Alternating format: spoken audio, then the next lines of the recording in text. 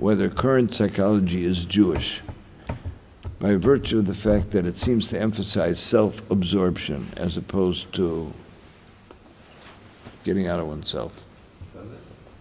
Doesn't it?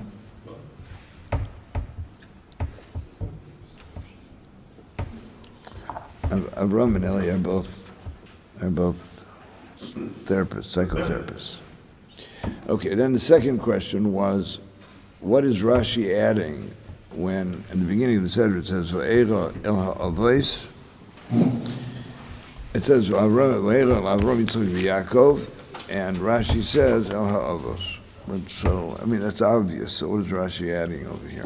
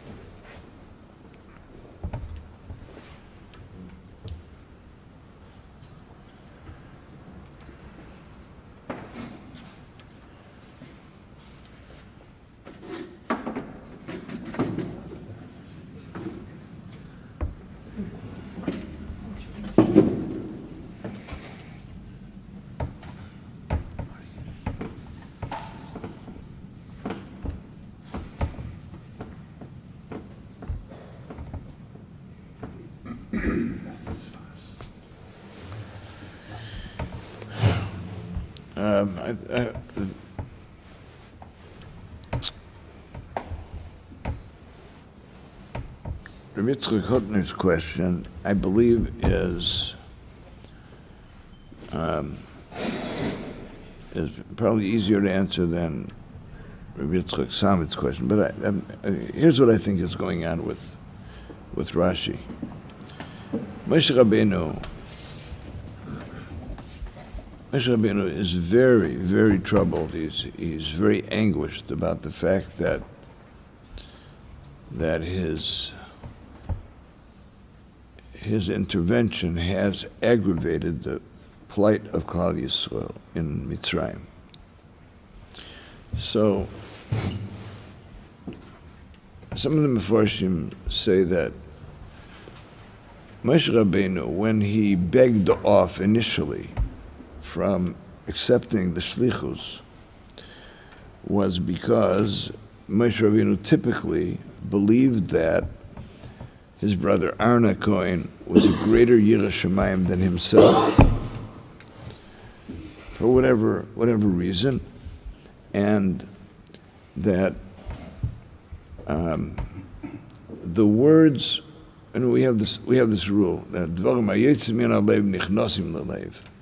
and if someone has greater Yirah Shamayim, then you can say the same words, but if they come from a crucible of Yirah Shamayim, which is very deep, that's the extent to which they're going to penetrate. So when he spoke to Paroi, and Paroi refused to accede to his demand, he blamed himself. He said, my words did not penetrate for him because I told you, Hashem, that I'm not the greatest Yirah Shamayim. So, why did you send me? In other words, he felt that the failure of the mission was rooted in his shortcoming. So,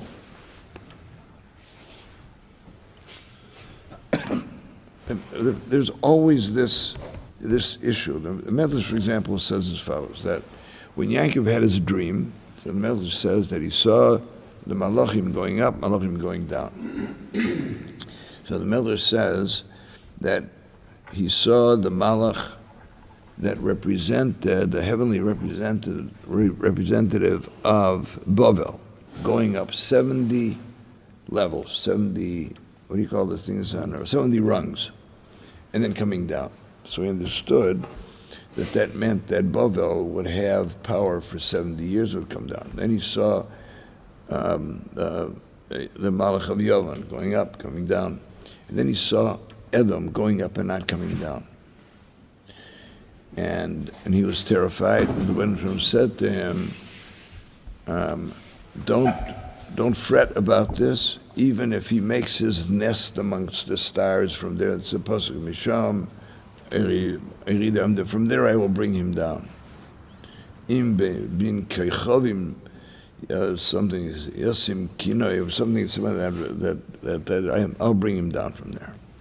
Then he said to Yaakov, go up on the ladder. And Yaakov did not want to go up. And Hashem said, it's all in the Medrash Rabbah. Hashem said to him, because you didn't go up, now your children are going to become, they'll be meshubed in these malchiyos. So the Shem Shmuel says, why didn't he go up? So Shem Shmuel says that Yaakov Avinu understood that all of these empires went up, and the reason that they failed was because in going up they became arrogant. And their arrogance is what unraveled them, and that's what brought them. Rabbi Michel detests arrogance. So he said to Yaakov, go up, and Yaakov was concerned about the fact that if Vayishman Yeshurun, Vayivat Yeshurun, if Klal Yisrael becomes too, they become subject to too much prosperity, so he was afraid that if he were to go up, that means that he's taking Klal Yisrael up the ladder, and he was concerned about the fact that that would bring them down. So he chose not to go.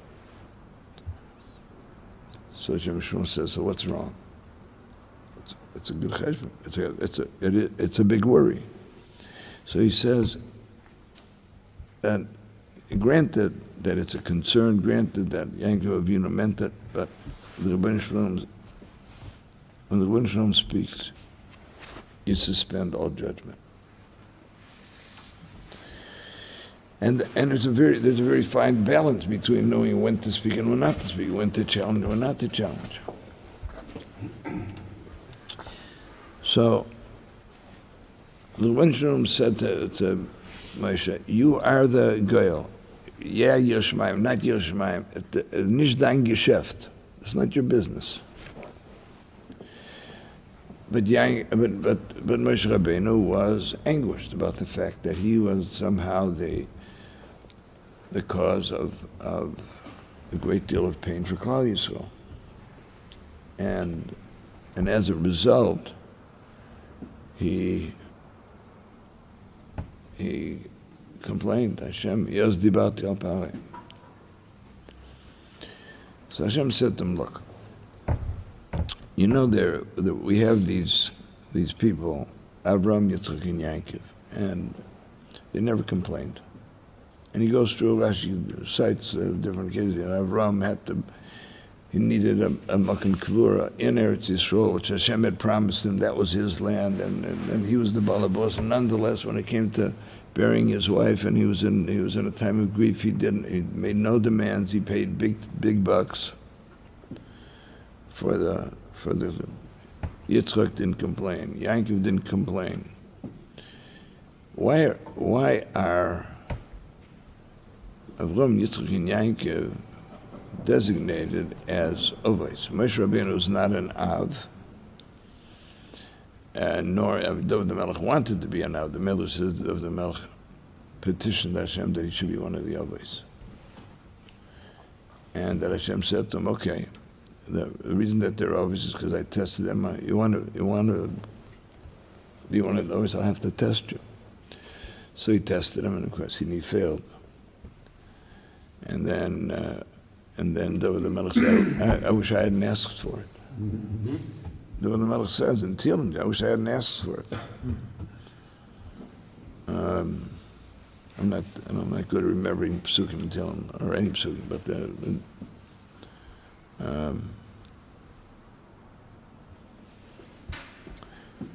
I could look it up in Reb Google, but that's anyway. So. But the Medrash says that he asked and he was tested, and then he regretted having asked for it. So, what? I think it's a Gemara. The Gemara says you mentioned, not a Medrash. What could be?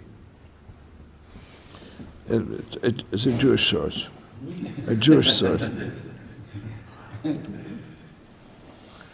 So.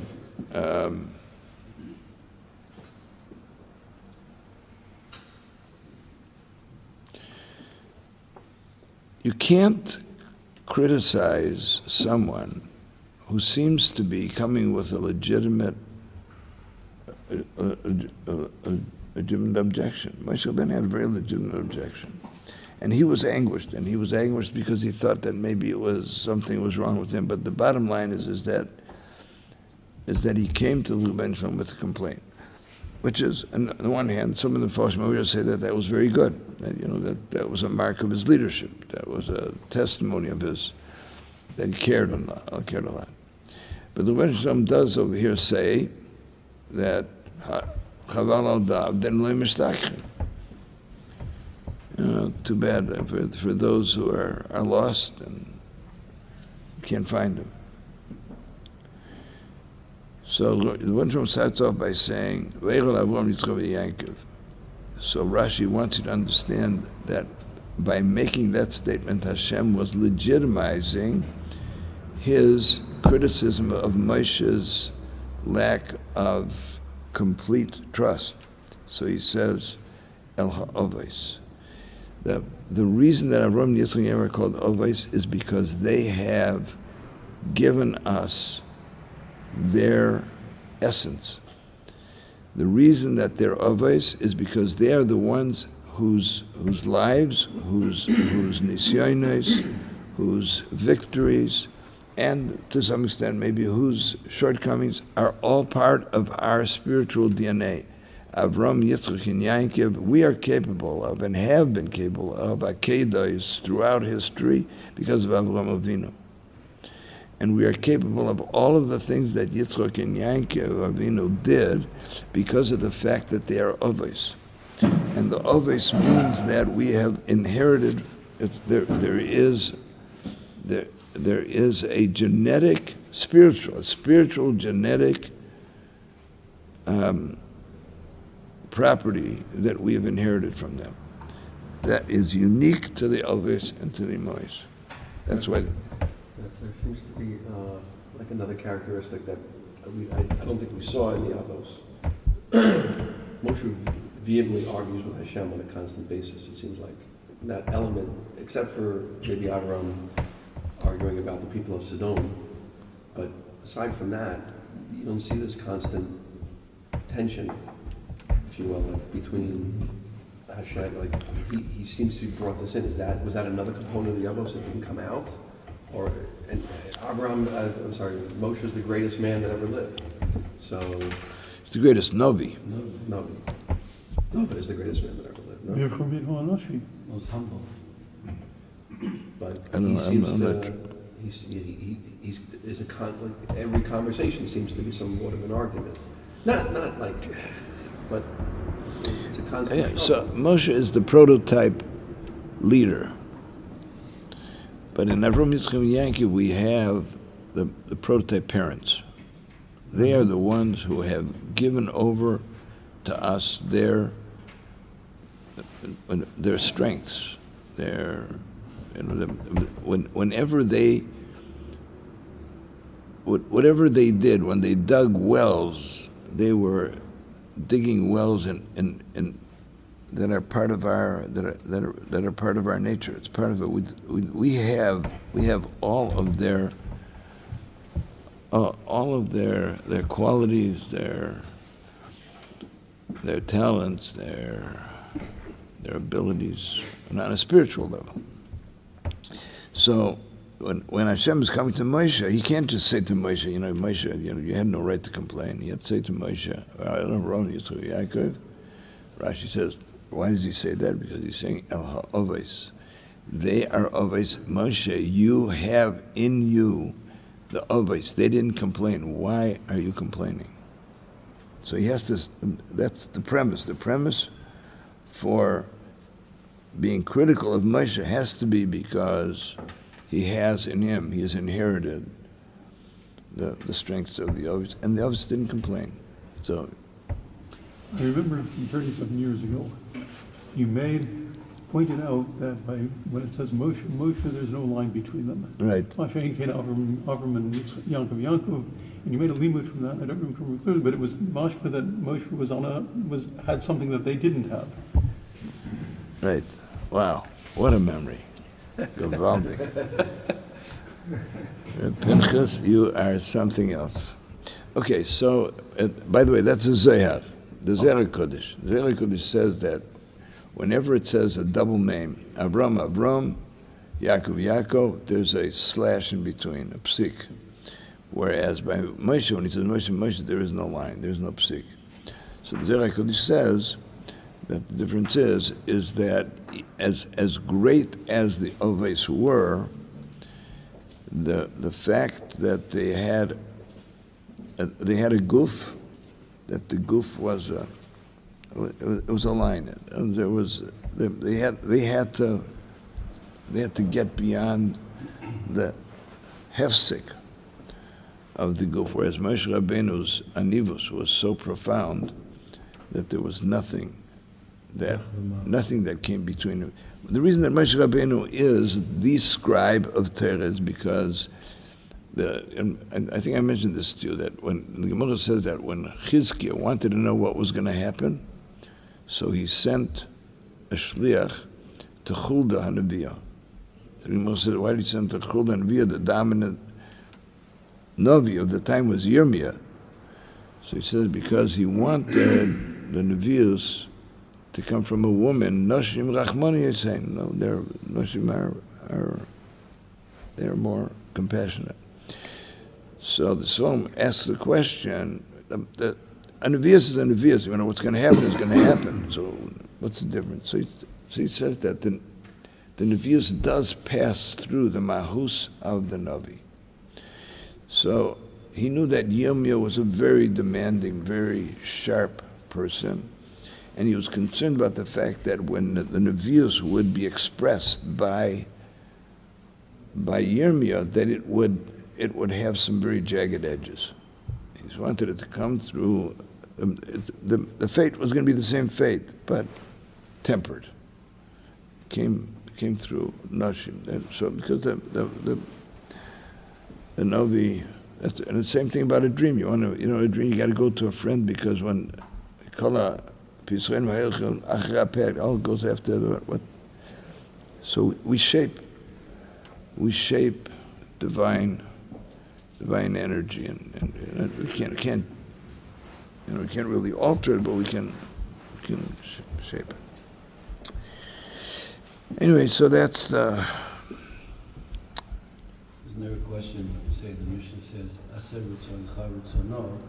Isn't that a question on Moshe? Like Hashem just told you, Commander in Chief told you to go and do. So what do you? But I think in a certain sense that Moshe Rabbeinu understood that while he was not the prototype parent, but he was the prototype leader. The function of a leader is different than that of a parent.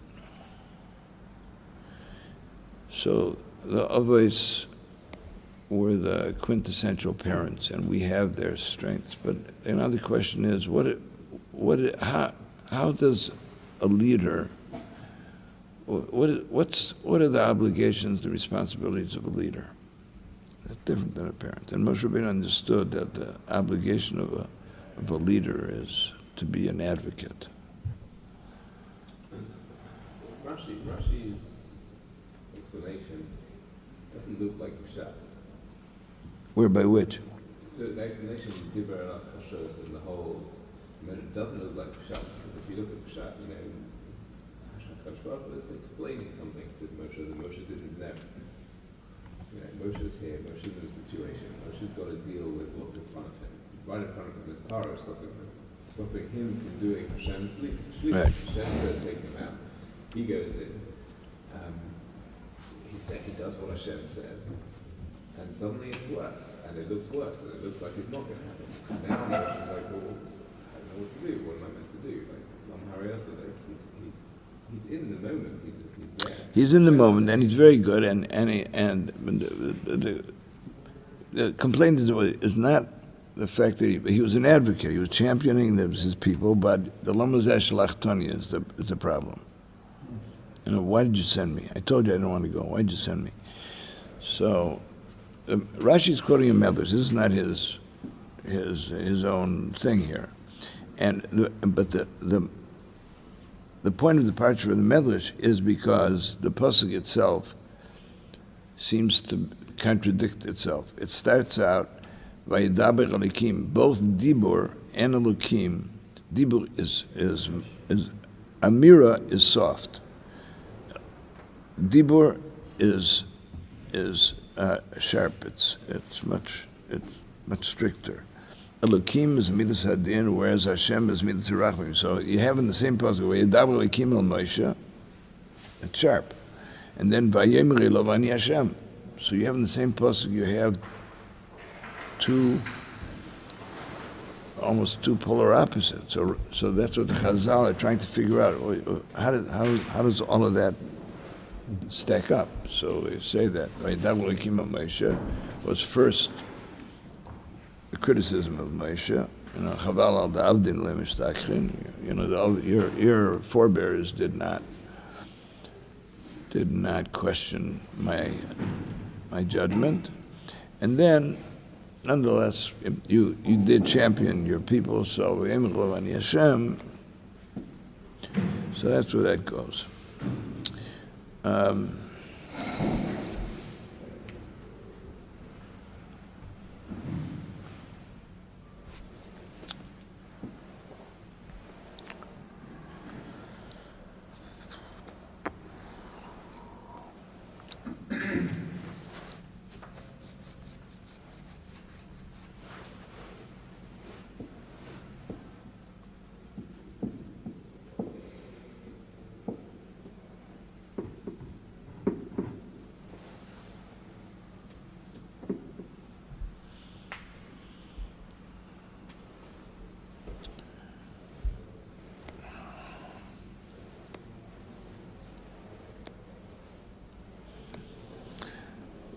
there's a wonderful anecdote about three women. I may have even already told you this because I find it very amusing, you know, that there are three women in Miami Beach,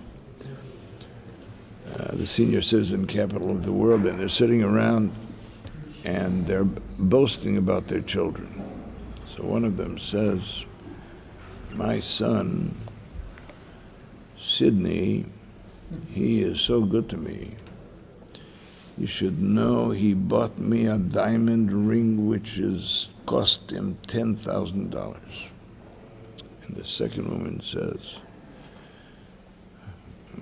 my son Max, can't imagine what he did for me. He is so good to me, he bought me a $10,000 cruise to the Caribbean, and very good to me. The third woman says, so my son, Moshe, he is, can't believe how good he is to me. He goes to a psychiatrist 4 days a week, speaks to him every day for hours. It costs him hundreds of dollars for each session. And what does he talk about all the time? About me.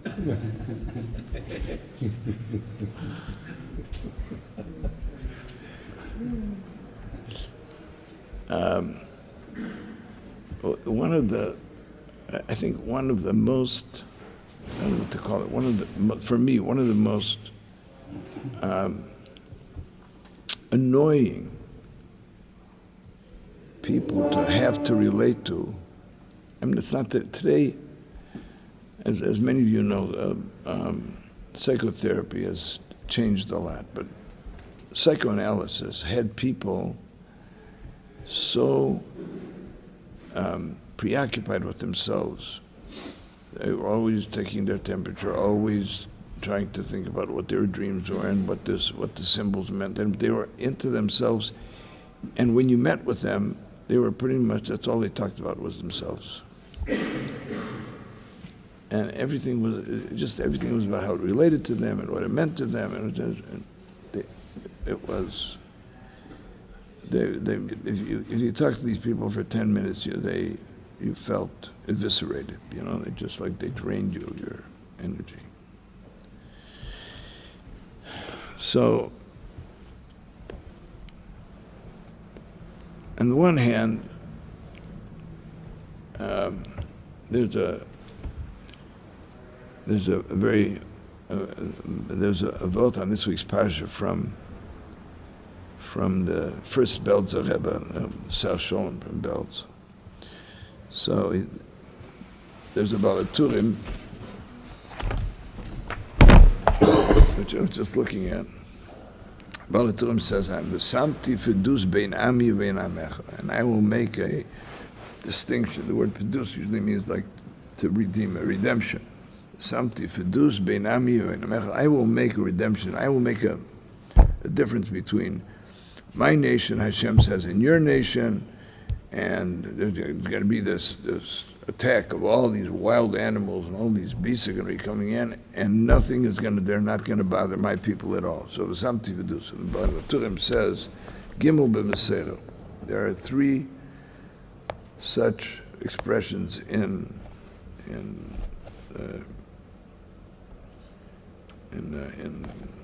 Enoch. So there's this one, V'samti Fidus, and then there's one, Fidus Sholach La'amai, Hashem will send redemption to his nation. And then there's another one that says, V'harbe imay Fidus, that there is much redemption with him. So, Baltum gives his own thing. So the first Belzer Rebbe said that there are three kinds of slavery, three kinds of bondage. One is when Klal Yisrael are enslaved persecuted by another nation. So for that, Hashem says, promises or something, Fidus bein ami uvein amecha. I will see to it that I'm going to redeem my nation from all the other nations. So ultimately they're not going to be subject to any other, the persecution of any other nation. Then there's a problem that Jews enslave other Jews. The Nevi'im railed against the fact that Klal Yisrael had enslaved their fellow Jews and pleaded with them to free their own slaves, and they did briefly, and then took them back. So he says that's the second promise of the Nevi'im, which is Pedus Shalach La'amai, that Hashem is going to send Pedus within the nation, so that Jews will not enslave other Jews. The worst kind of bondage, the worst kind of slavery is where someone is a slave to himself. So there Hashem says, V'habei imay fidus, that it's going to be within themselves they'll be pedus. So the question is as follows: what happens when, because of a variety of reasons, people come to a psychotherapist with the problems, and the problems are because they can't get out of their own, they're getting in their own way, which is a form of the fact that you're holding yourself in slavery. You know,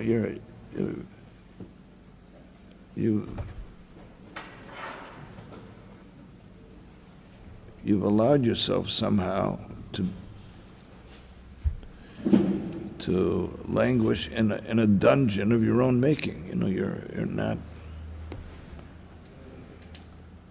One of the methods that I emphasize in therapy is that when we monitor our own thoughts, so when we talk to ourselves, to ask yourself the question, is this something you'd ever say to anybody else? Because we tend to be much more cruel in our self-talk than we would be to other people. And that's a way of removing yourself from that tendency, from that thought, to realize you're generating a self-criticism that's much harsher, much more, much fiercer than you're likely to say to anyone else. I think the issue, in terms of techniques, it sounds like something that, and obviously it has helped the people that you've been working with. So there are a lot of tools. And looking at this thing from the perspective that Rabbi Yitzchak over here was questioning, I think that there's this thing of know thyself. You know, if you're avoiding recognizing the things that are getting in your way, then you're not going to liberate yourself. I mean, you have to identify what's driving you.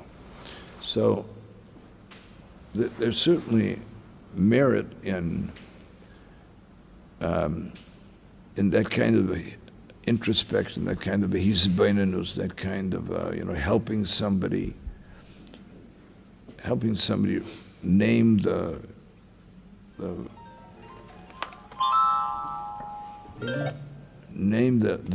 demon. You know, what's the name of the demon? And once you've identified it, then at least you have some way of getting beyond it. But so I don't think that's a kind of like a narcissistic or a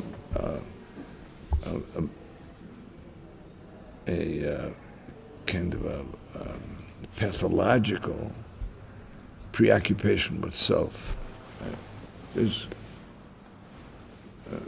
We're told that tshuva is really getting to the roots of why do we allow ourselves to go that way? So you gotta the complete tshuva is really when you go to the root of it and you understand it, and then you can obviate getting there again, or at least put in some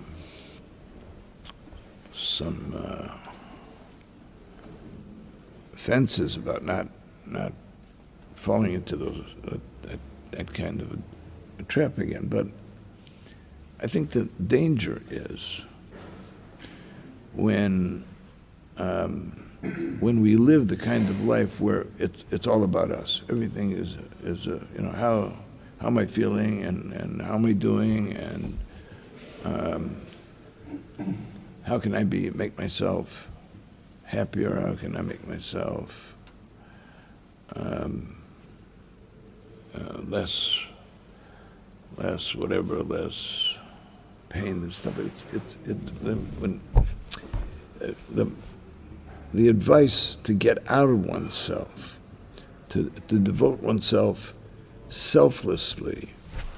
In Mesilas Yesharim, he says that the chitzonius is mashpia on the pnimius. To get out, do stuff for some. It's this paradox that the more you give away, the more you get. The more you're not obsessed with yourself and how happy you are, and how the less you're taking your temperature. The fact is that our concern about others is so intrusive. But when Moshe Rabbeinu goes up to the mountain for the second luches, so Hashem says to him, I've said this many times because I think it's so true of our avodah. Hashem says to him, you're going to go up again, and let no man go up with you, and let no man be up there with you. It's redundant.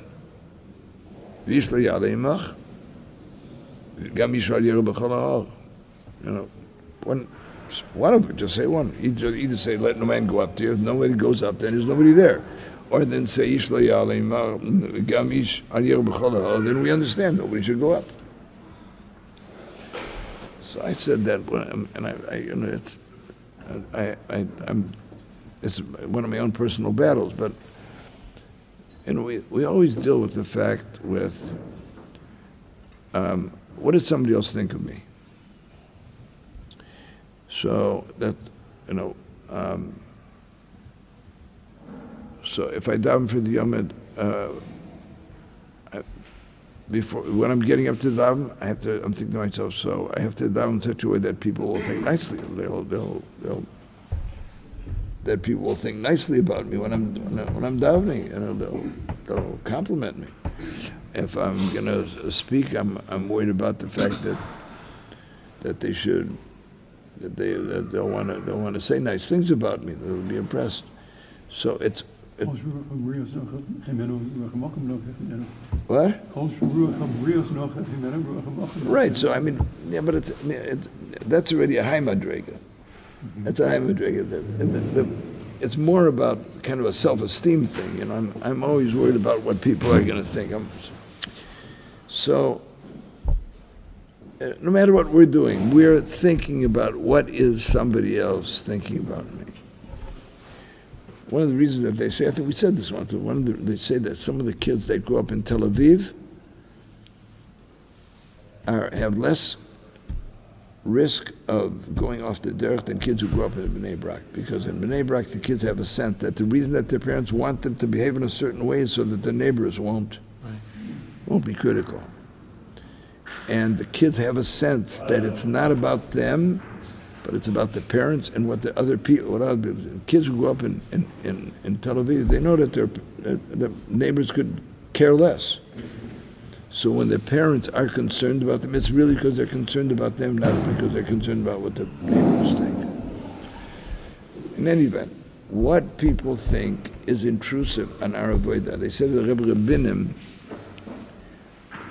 once said, the way I am able to daven and not allow the fact that there are 1,000 Hasidim looking at how I'm davening is because when I get up to daven, they all become trees in the forest, and I'm alone.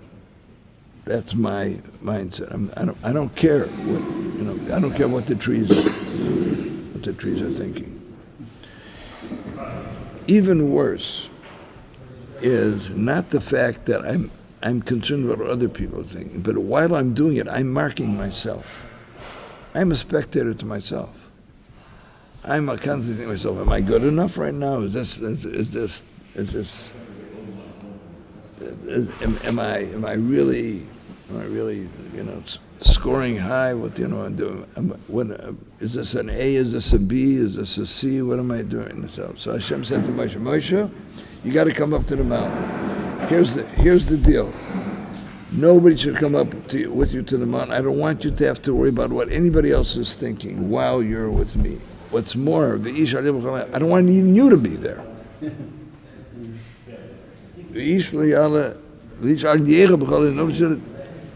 And you're up there, I don't want you to be thinking about whether it's good, it's not good. Just concentrate on what you're doing. Forget about you. Don't try to give yourself any marks. So it's not an absolute. I mean, when somebody comes for help, it's because they're getting in their own way, or they're getting in their own way. You have to somehow go back and they do have to think about themselves. But when it becomes obsessive, when it becomes like constantly examining how you're feeling, what you're doing, marking yourself, Would it be fair to say that it's a normal side effect of introspection that you'll develop a certain unhealthy environment, and therefore, if you're going to engage in something like that, then you need to do something like chesed to counter that potential. Balatanya says that this whole thing about setting aside, about a person, examining themselves for where they're somehow they're not doing well, has to be a very limited amount of time. You have to set aside a certain amount of time, and when that time ends, like you say, okay, I'm going to spend 1 hour a week on looking at myself and examining my shortcomings, and then that's it. When the bell rings, it's over. We have right near where my father's Tzion is, where he's buried. There's a tombstone. The Russians are very into tombstones. Russians who came over from Russia, they're into matzevas. They pay huge amounts of money for matzevas, and then they have all kinds of pictures carved into the matzevas. It's really so there was this particular grave, which is just off a short distance. It's not an archelka, but it's on its own. This fellow was a chess master. So the picture on the matzeva is this guy and a chessboard, the chess pieces, and the inscription is, "When the time is up, the game is over." So that's essentially what the Balatanya says. You got to make a specific amount of time. He said you can't. If you spend too much time doing this, it's not good. You got to have when the time is up, the game is over. What was his reason? Yitzchak. Rabbi Yitzchak wants to know: does the Balatanya give a reason when he says that you have a very limited amount of time? Huh? Pretty sure. Yeah? Do you remember what it is? Check first, but I think it's because otherwise it bleeds into the rest of the day. It's simple, is the main thing. And you have to.